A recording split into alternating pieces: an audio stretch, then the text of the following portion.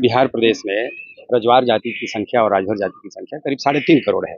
तो मैं वर्तमान सरकार और वर्तमान पार्टियों से ये पूछना चाहता हूँ कि आप 3.5 करोड़ रजवार और राजभर समाज के लोगों का सिर्फ वोट लेने का काम करते हैं, उनको मुख्य धारा से कब जोड़ेंगे? उनको पिछले पायदान पे आपने रखा है, उनकी जातियों को कब आप एमएलए, एमपी बनाएंगे? कब उनको राजनीतिक भागीदारी देंगे? तो ये एक बहुत बड़ा आज का सवाल है। हैं? मैं इन माननीय नीतीश कुमार जी ने अभी क्या किया है कि जातियों को बढ़ाते चले जा रहे हैं। पहले दलित थे, फिर महादलित बनाया, महादलित जो है दलित और महादलित मिला के 22 जातियों को कर दिया उन्होंने। तो पिछले पायदान पे, एकदम पिछड़े पायदान पे खड़ी है रजवार जाति और उनकी संख्या पूरे बिहार में 3.5 करोड़ है। हैं? तो आखिर राजनीतिक भागीदारी तो होनी चाहिए ना?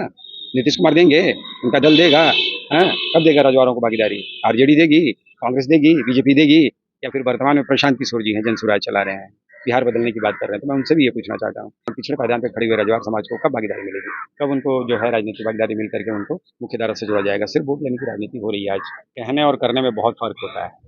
मैं ये कह दूं कि अगर वो एक अच्छे रणनीतिकार हैं, प्रशांत जी एक अच्छे रणनीतिकार हैं, उन्होंने पूरे देश में 12 मुख्यमंत्रियों को बनाया है, ठीक है?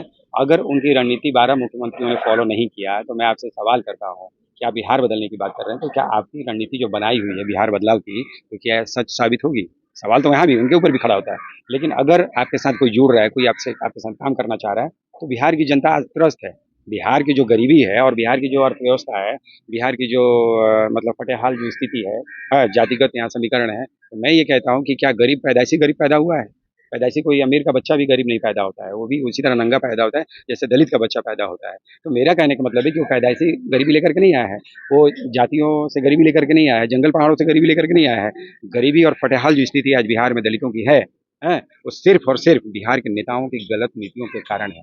तो हमने ताकत दिखाया जी, अभी हमने ताकत कई जगह दिखाया, मीटिंग कराया, रजवारों की मीटिंग करा रहे हैं हम, ठीक है? उनको बताने का काम कर रहे हैं कि आपको अगर भागीदारी लेनी है तो फाइट करनी होगी। आपको भागीदारी लेनी है तो आपको राजा सुहेलदेव की तरह बनना पड़ेगा।